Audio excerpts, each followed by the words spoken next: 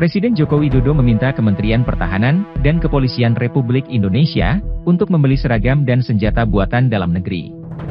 Jokowi menyatakan, pengadaan seragam dan senjata bagi aparat seharusnya tidak perlu melalui impor karena industri dalam negeri sudah mampu menyediakannya, bahkan mengekspornya.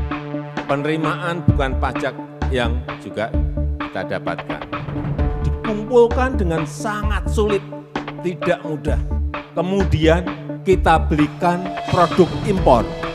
Jangan sampai ini saya minta di Kemenhan, Polri, seragam militer. Kita ini bisa bikin ekspor ke semua negara.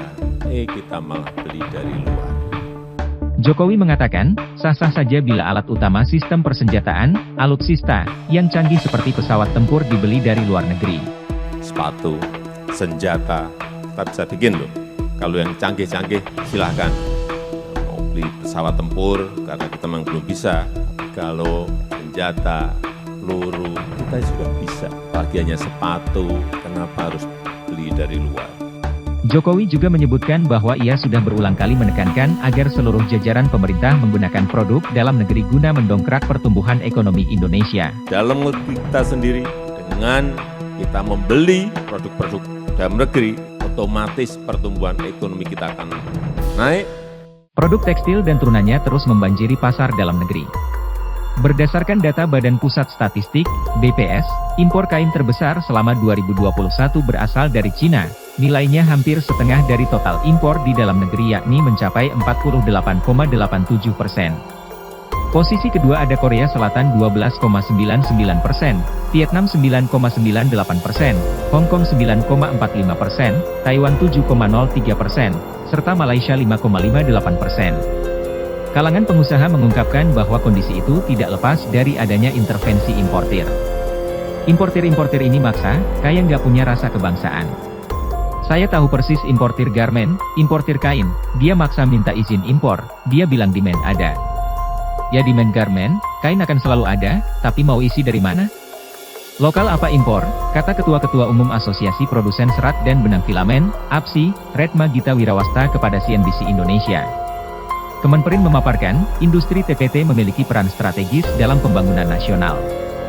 Daya saing industri TPT di tanah air didukung dengan struktur industri yang telah terintegrasi dari hulu hingga hilir, serta semakin kompetitif dengan tingginya permintaan dari dalam negeri serta ekspor.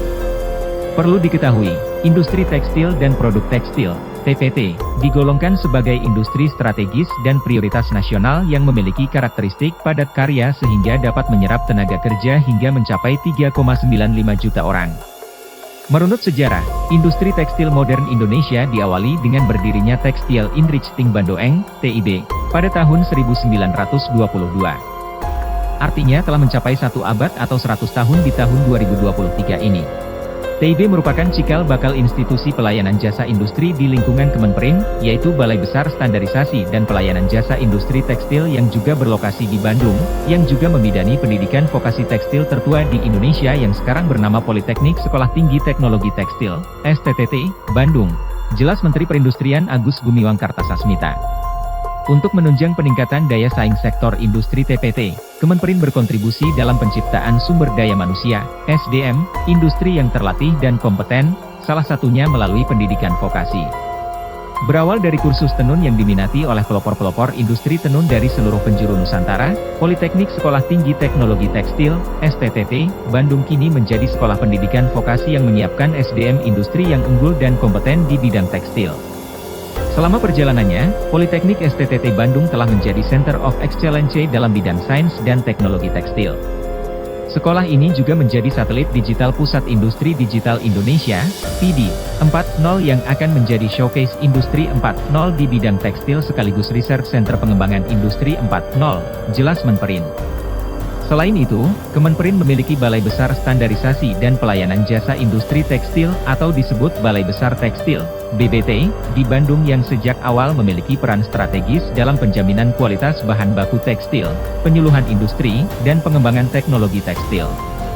Meskipun produk impor dapat memiliki keunggulan tertentu dalam hal kualitas dan merek yang lebih dikenal, produk dalam negeri juga memiliki kualitas yang baik dan dapat mendukung perkembangan ekonomi dan industri dalam negeri.